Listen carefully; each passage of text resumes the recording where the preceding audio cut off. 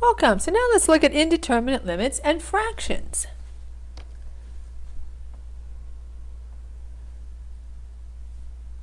All right, so let's try direct substitution. It's always a good plan. Try direct substitution. See what happens. All right, so we want the limit as x approaches 3 of 1 over x minus 1 over 3 divided by x minus 3. So let's plug in. All right, so now let's look at the limit as x approaches 3 of the numerator. Right, so that's going to be, here's our numerator. Let me put a function here.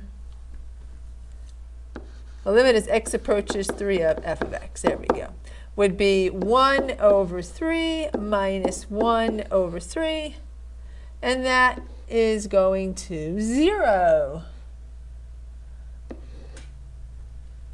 All right, so the numerator, let me write that neater. The numerator is going to 0. So the numerator is approaching 0. How about the denominator? Right? So now we're just looking at the denominator. Because we want to be real careful that we don't notate this improperly, right? Because 0 over 0 isn't actually the limit, right? So we look at the numerator and the denominator separately. They get very picky on the AP test. They like to see this.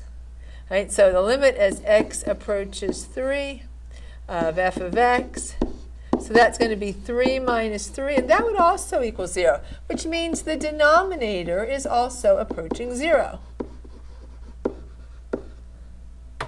Maybe if I move this screen, I have something hidden there. Whoops. And I do, but it got erased. So we get an indeterminate limit. The limit is not 0. It's not does not exist. The indeterminate limit means our work is not yet done. So now we're going to learn what do you do if you get an indeterminate limit when dealing with fractions. Here's the nice thing. It's always the same steps. So I'm going to do 2 examples. Once you've seen 2, you've seen them all. All right, so here was the problem that we started with. Step number 1, you are always going to rewrite as a single fraction.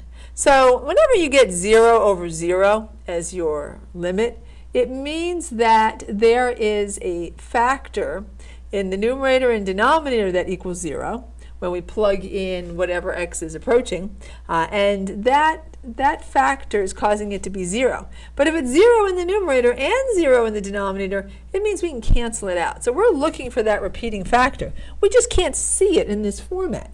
So we're going to rewrite this as a single fraction. So we have the limit as x approaches 3. Now, what do you need to rewrite fractions? Well, the denominator is no problem. X minus 3. There we go. What do you need to be able to combine fractions? Well, you need a common fraction, right? So we need, not common fraction, excuse me, common denominator. So the least common denominator, right? Well, let's see, we got an x, we got a 3. It's going to be 3x. That means the denominator here has an x. We got to multiply numerator and denominator by 3. Here, 1/3.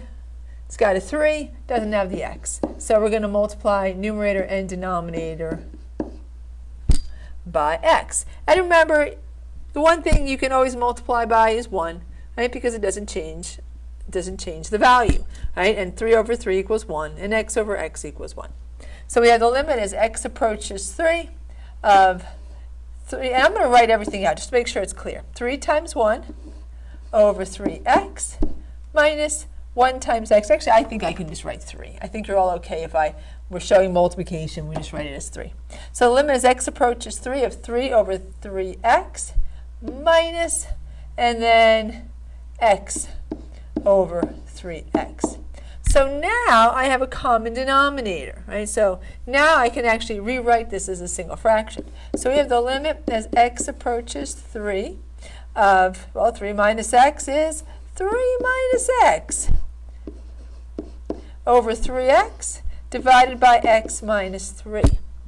Now, we need to simplify this. And what we have here is a complex fraction.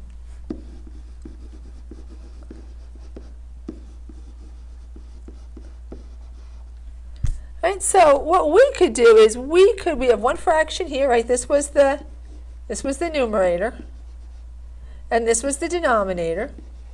We could change this numerator divided by denominator. We could change that fraction to multiply by the reciprocal. So let's multiply by the reciprocal. So now we have the limit as x approaches 3 of 3 minus x divided by 3x. Times, if you're dividing by x minus 3, that's the same as multiplying by 1 over x minus 3. Well, gee, I don't see anything I could cancel out. Well, let me see. What if we rewrote that numerator a little bit? So instead of 3 minus x, let's switch the terms. So we have the limit as x approaches 3, so long as we keep x negative, negative x plus 3 over 3x times 1 over x minus 3. Well, you know, if I were to factor a negative 1 out of the x and the 3, well, then it would be x minus 3. So let's do that. All right, so now, I wish I wrote smaller.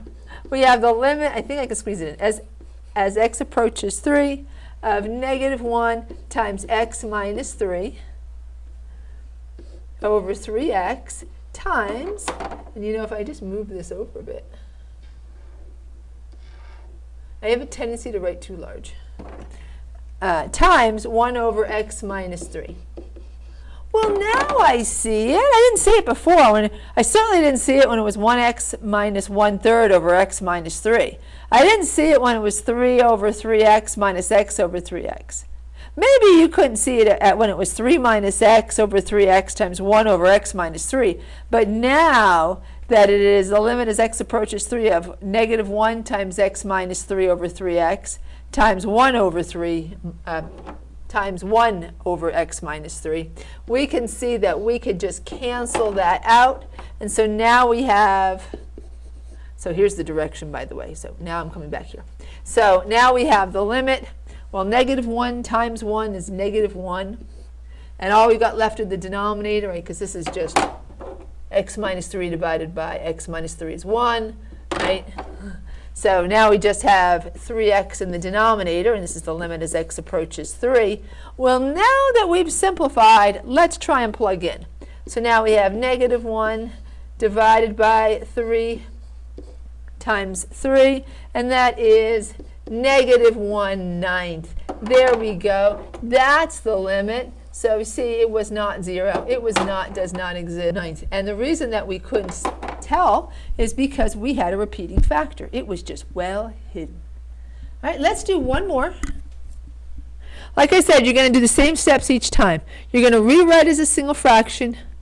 You're going to change to when you're rewriting as a single fraction, of course, you may very well need a common denominator. If you've got a complex fraction, you're going to change that to multiply by the reciprocal. You'll rewrite the numerator if you need to, so that you'll need to do. And then you'll just substitute to find the limit. And here we are. All right, so let's look at one more example. So I have the limit as x approaches 0 of 1 over x plus 1 minus 1 divided by x. All right, so let's try plugging in. All right, so we have the limit as x approaches 0, f of x would be 1, and then so this is all the numerator right here, right? All of that complex fraction, and this is a complex fraction, but the fraction is in the numerator, and the x is in the denominator. All right, so let's try plugging in for the 0. So we have 1 over 0 plus 1 minus 1. Well, that's just 1 minus 1, and that's 0.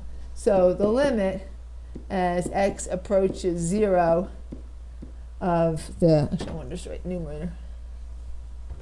The numerator is approaching 0. All right, so let's see what happens in the denominator. Well, that would just be the limit as x approaches 0 of f of x equals, but plug into that, you get 0. All All right, so the denominator is also approaching 0. So this is an indeterminate limit because both the numerator and the denominator are approaching 0. It means we have a factor that we can cancel out. It's just we can't see it. It's well hidden. All right, so now step number 1, we're going to rewrite this as one fraction. So the numerator needs to be one fraction. So I'll write that. Make the numerator one fraction. All right, not a 1 over x plus 1 and a 1. That's two terms. All right, so numerator has, excuse me, the first term has x plus 1 in the denominator. Oops. Oh my gosh. Ignore that. Ignore that. The numerator, the first fraction has x plus 1 in the denominator. Such a Monday today. The second one has a 1 in the denominator. Well, the first one is fine. Our least common denominator is going to be x plus 1. Right? So we already have an x plus 1 on the first fraction. The second one needs an x plus 1, right? And it needs it in the numerator, and it needs it in the denominator. Let's squeeze it in there. All right, so we have 1 over x plus 1 minus, be really careful with this, I would do this. Make that plus a negative. Because if you don't, you are likely to forget to distribute the negative. Because you are not just subtracting the x, you are subtracting x plus 1. And that's all over x. Oops, and don't forget to write limit as x approaches 0. So now we can combine, once we distribute the negative, we can combine our terms. Right? So we have the limit as x approaches 0 of 1 minus red. There he goes. All right, it happened. It was magic. All over x plus 1 all over x. Now we could simplify that, right? Because 1 minus 1, that's going to be 0. So we have the limit as, don't get all blinky, as x approaches 0 of negative x over x plus 1 over x. All right, so that was our step 1. We made this one fraction, and we did a little simplifying. Number 2, we're going to rewrite the division as multiplied by the reciprocal.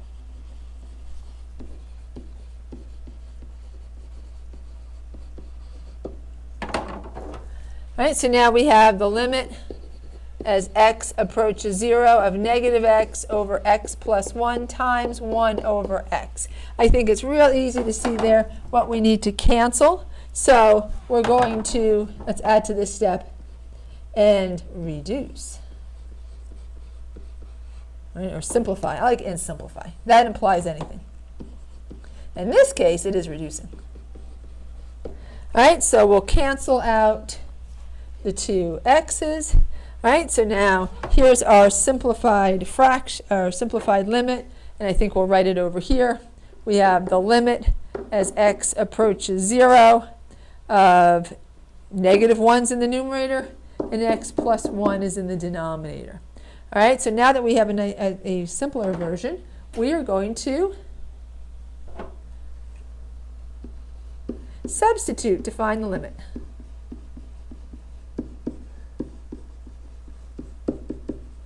And if it's not indeterminate, we're done.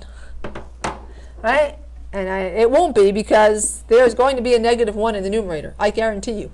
Right? So we have negative 1. We're substituting in 0 plus 1. And that gives us negative 1. So there you can see what the limit was. It was not 0 over 0. Well, 0 over 0 is nothing. It's not 0. It's not does not exist. It was negative 1. We just couldn't find it because we had an x in the numerator and an x in the denominator. It was only when we rewrote it that we could see it and cancel it out and find our limit. So that's all there is to finding the limits, indeterminate limits when you have a fraction. You make the numerator one fraction.